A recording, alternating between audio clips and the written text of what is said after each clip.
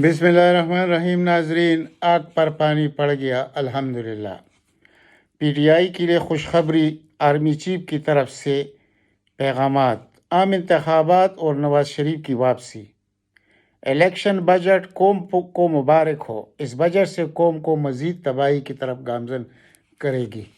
تو یہی موضوعات ہیں، اس پہ بات کرتے ہیں کہ اس بجٹ میں کیا ہوا اور آرمی چیف کی طرف سے کس طرح کے یہ جو الفاظ میں نے استعمال کیا الحمدللہ،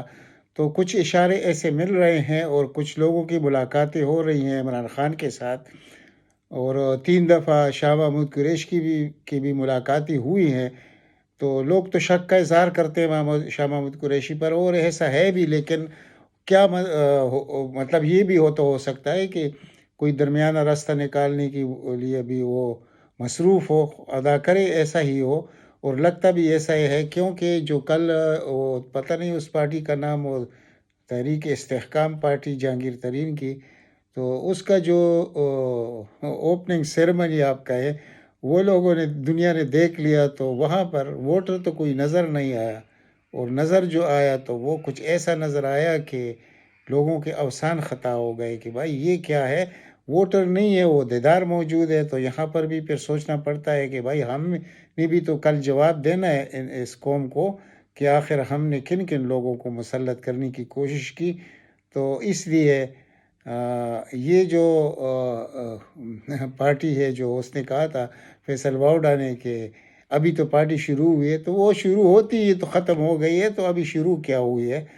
تو یہی چیزیں ہیں جو اس وقت قوم کو عجیب مخسمے میں ڈال چکے ہیں کہ یہ کن کن لوگوں کو جمع کیا جا رہا ہے،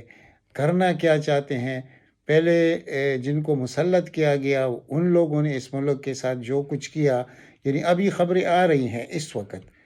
کہ کم از کم یعنی 16,000 کا جو انہوں نے اس سال قرضہ لیا، یعنی صرف 13 مہینوں میں،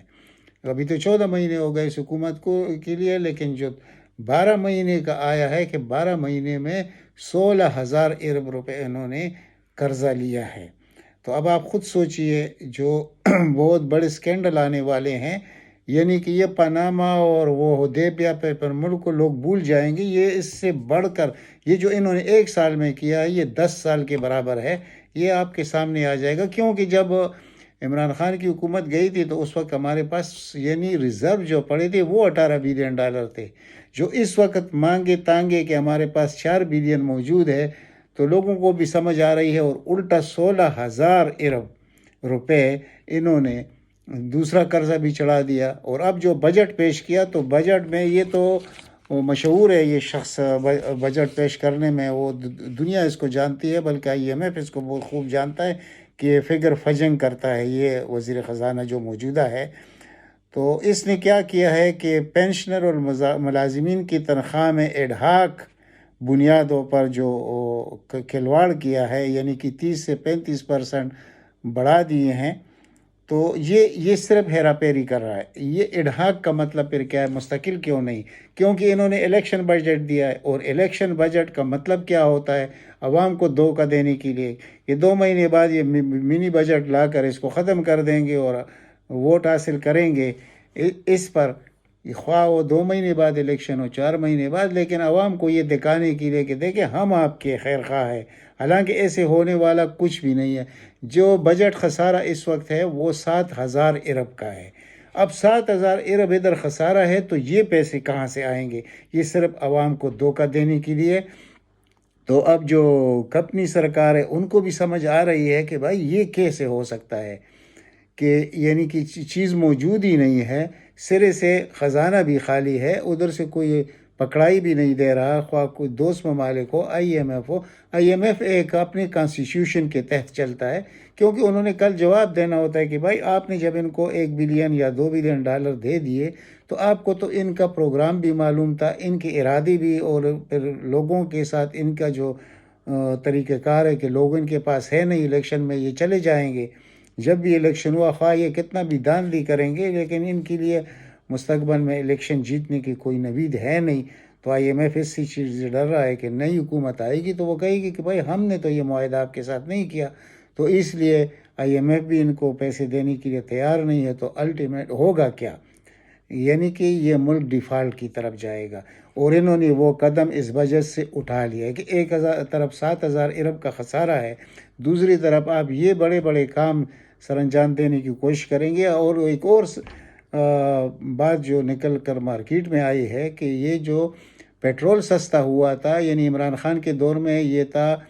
$120 کا فی بیرل، ان کے دور میں ہوا $70، یعنی تقریباً آلموسٹ آدھا ہی سمجھے۔ تو یہ جو وہ حساب لگا رہے ہیں 13 مہینوں کا، کہ 13 مہینوں میں اس میں $8 بلین کا فائدہ ہوا ہے پاکستان کو، یعنی کہ 120 سے 70 تک۔ اب وہ جو 8 بلین ہے وہ کہاں چلے گئے؟ یہ بہت بڑا سوالیہ نشان ہے، اور یہ عوام کے سامنے، یہ جو میں کہتا ہوں پاناما کو بھی لوگ بھول جائیں گے، حدیبیہ پیپر مل کو بھی بھول جائیں گے، سر محل کو بھی بھول جائیں گے، وہ کچھ ہے اس کی۔ یہ جو 14 مہینوں کی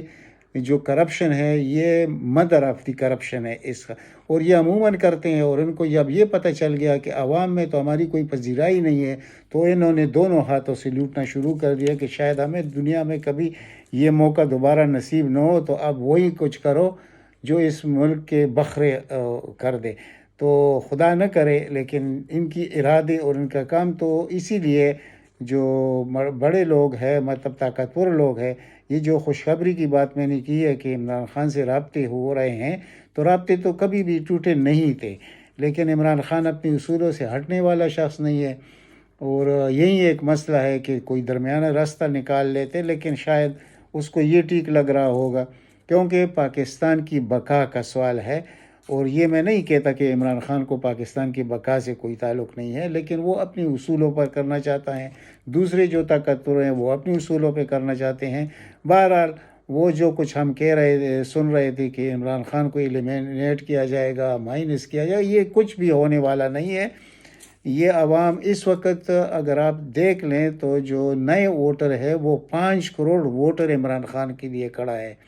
اب اگر 8 کروڑ یا 8.5 کروڑ کل ووٹر ہے، اور اس میں یہ جو پولنگ کے دن فار ایگزامپل 50% پول ہوتی ہے، تو 8 کروڑ میں جو 4 کروڑ عمران خان کی طرف آئیں گے، کیونکہ عمران خان کا ورکر تو اور سپورٹر تو ووٹ استعمال کرے گا، دوسرے شاید گھروں سے بھی نہ نکلے، تو یہ کتنی دھاندلی کریں گے؟ تو یہ 4.5 کروڑ کا ووٹر، یہ بالکل ایک حقیقی سروے ہے جو جس کی وجہ سے ان کی نیندیں حرام ہے، سب کی نیندیں حرام ہے کہ اس کا بنے گا کیا۔ یعنی کہ اگر پارٹی پر پابندی بھی لگ جائے، عمران خان کو نااہل بھی کیا جائے، جو ورکر الیکشن کے لیے کھڑا ہوگا، لوگوں کو معلوم ہوگا عمران خان کا امیدوار ہے پارٹی کا، تو اس کو لوگ دھڑا دھڑ ووٹ ڈالیں گے، تو اس میں ان کو کیا ملے گا؟ اور جو نئی پارٹی شروع ہوئی ہے، پہلے 13 تھے، ابھی 14 ہو گئے، تو ان کے پاس تو کوئی اپنا نہ ورکر ہے نہ سپورٹر ہے، وہ کیا کریں گے؟ یعنی کہ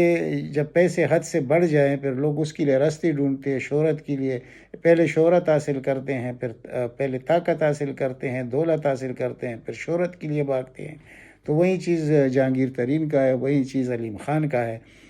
تو انشاءاللہ یہ سب کچھ ہونے والا نہیں ہے۔ تو ابھی نواز شریف کی جو واپسی ہے، اس پر بھی سوالیہ نشان بڑھ گیا ہے کہ نواز شریف کبھی بھی آنے والا نہیں ہے، کیونکہ نواز شریف کو یہ تو معلوم ہو گیا کہ ووٹر میرے ساتھ نہیں ہے، تو میں کیسے آؤں؟ تو یہ جو لوگ کہہ رہے تھے کہ نواز شریف واپس آئے گا، وہ کبھی بھی واپس نہیں آئے گا۔ اور جتنا بھی عمران خان کے خلاف جتنی بھی محاذ، یعنی اور کتنے محاذ کھلنے ہیں، 150 سے زیادہ تو کیسز ہو گئے، اور ہر طریقے سے یعنی جال پھینکے جا رہے ہیں، لیکن وہ قابو میں آنے والا نہیں ہے۔ اور عمر اس کی زندگی ایسی گزری ہے کہ ہر وقت چیلنج اور چیلنج کا مقابلہ کرنا۔ تو یہ ایک خوش قسمتی سمجھے پاکستان کی کہ اللہ تعالیٰ اس کو جو موقع دے گا، وہ اتنا زرین موقع ہوگا کہ یہ ملک انشاءاللہ کڑا ہوگا۔ اور اس ملک کے جو میں بار بار کہتا ہوں کہ دیکھیں، اس کی یہ جادو کی چھڑی نہیں ہوتی، لیکن جو پاکستانی اوورسیز ہے، امریکہ میں 18,000 اعلیٰ ڈاکٹر ہے، اور ان کے پاس ان کا ورتھ جو ہے وہ $250 بلین ہے، ان کا ایک بہت بڑا اجلاس ہوا تھا اور اس میں یہ کہا گیا تھا کہ $50 بلین ہم نے پاکستان کو عمران خان کی قیادت میں دینا ہے، یعنی ریزرو رکھنا ہے، جو بھی کرنا ہے انویسٹ کرنا ہے۔ تو یہ بہت بڑی بات ہے۔ اگر ہم IMF سے $1 بلین نہیں لے سکتے اور وہ فقیروں کی طرح ہمیں دھتکار رہے ہیں، تو اب آپ خود سوچئے کہ ایک طرف عمران خان ہوگا اور دوسری طرف اس قسم کے، اور یہ دیکھ لیجئے کہ اس وقت اوورسیز انشاءاللہ کیا کریں گے۔ اور بہت بری خبر بھی آ رہی ہے کہ اوورسیز کا جو خاص کر امریکہ میں ہے، UK میں ہے، آسٹریلیا، کینیڈا میں، ان کی ایک کا اجتماع ہونے والا ہے کہ ریمیٹنسز پاکستان کو نہ بھیجے جائیں 4 مہینے کے لیے۔ اگر 4 مہینے یہ جو ہر مہینے تقریباً $2 بلین آتے ہیں اس وقت، پہلے تو زیادہ آتے تھے عمران خان کے وقت میں، اب کم ہو گئے، تو وہ اس کو بھی روکنا چاہتے ہیں، تو یہ تو ملک کے لیے بہت بڑی تباہی ہو جائے گی۔ یہ ہم کبھی اس کو سپورٹ نہیں کریں گے، لیکن ان لوگوں کو اتنا تنگ کیا گیا کہ وہ یہ قدم اٹھانے پر بھی مجبور ہو رہے ہیں، تو خدا نہ کرے کہ وہ اس کے لیے اور مجبور ہو اور یہ حقیقت میں اس کو عملی جامہ پہنایا جائے، تو پھر اس حکومت کا بھی کیا بنے گا، اس ملک کا کیا بنے گا۔ تو اس کی طرف بھی ذرا نظریں دوڑانی چاہیے، جن کے ہاتھ میں طاقت ہے ان کو سوچنا چاہیے، کیونکہ 98% جو اوورسیز ہے وہ تو عمران خان کا ہے، تو پھر اس کو کیسے؟ اور دوسری طرف وہ جو طارق ملک نادرا کا چیئرمین ہے، اس کے ساتھ جو گیم شروع ہو چکی ہے کہ وہ 4 لاکھ جو روہنگا کے مسلمان ہیں ان کو نادرا میں ایڈجسٹ کریں اور اس کی ووٹ بنائیں۔ تو اب یہ صرف 4 لاکھ کے لیے اتنی بڑی فراڈ کر رہے ہیں قوم کے ساتھ، اور پھر جیسے پہلے انہوں نے اس کے لڑکے کو اغوا کیا تھا اپنے دور میں پرویز ملک کے، تو اب دوبارہ اس کے خلاف وہ محاذ شروع کر دیا، اس کو ہٹا دیا جائے گا۔ لیکن بہرحال اللہ خیر کرے گا، عمران خان کا دور آئے گا اور اس میں اس قسم کی ایماندار لوگوں کی ضرورت پھر بھی رہے گی، اور یہ پھر انشاءاللہ اپنے عہدے پر بحال ہوگا۔ اب تک اتنا ہی، انشاءاللہ ملتے اگلی ولاگ میں۔ اللہ تعالیٰ آپ سب کو اپنے ضمان میں رکھے۔ والسلام۔